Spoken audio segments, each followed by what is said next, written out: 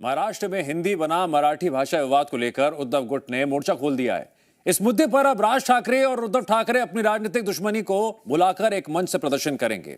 उद्धव गुट का आरोप है सरकार प्राथमिक शिक्षा में हिंदी को थोपने की कोशिश कर रही है, लेकिन बीजेपी के पास उद्धव ठाकरे को असहज करने वाले सवाल हैं। क्या है पूरा मामला, देखिए रिपोर्ट।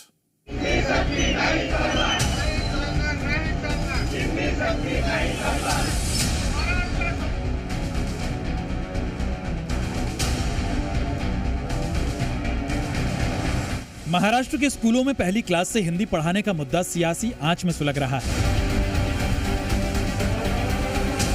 पहले हस्ताक्षर अभियान, फिर बयान और फिर बड़ा विरोध और प्रदर्शन। विपक्ष में बैठी शिवसेना यूबीटी ने अपनी आवाज बुलंद करनी शुरू कर दी है। लगे हाथ राज ठाकरे भी साथ आ रहे हैं।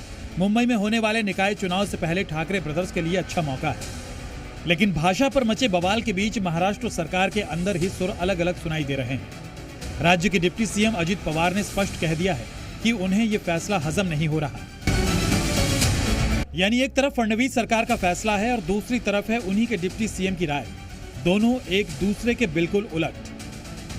दरअसल भाषा का सवाल महाराष्ट्र में हमेशा से बवाल लेकर आया है। इसकी खूबी यह है कि किसी भी चुनाव के करीब आते ही ये जिन्न जाग जाता है। हिंदी मराठी, उत्तर भारतीय और मराठी मानुष, मुद्दा वही क्लासिक है, सिर्फ मौका बदल जाता है। इसकी ताकत का अनुमान आप इसी बात से लगा सकते हैं कि उद्धव ठाकरे और राज ठाकरे एक बार फिर से एक मंच पर आने वाले हैं। एक तरफ उद्धव गुट की ओर से हिंदी का विरोध दिख रहा है, तो दूसरी ओर बीजेपी उद्धव ठाकरे से सवाल पूछ रही है। आखिर कौन किस भाषा को पढ़ना चाहता है, ये बच्चों का हक होना चाहिए। लगातार जो है उद्धव ठाकरे आरोप कर रहे हैं कि महाराष्ट्र पर हिंदी थोपी जा रही है।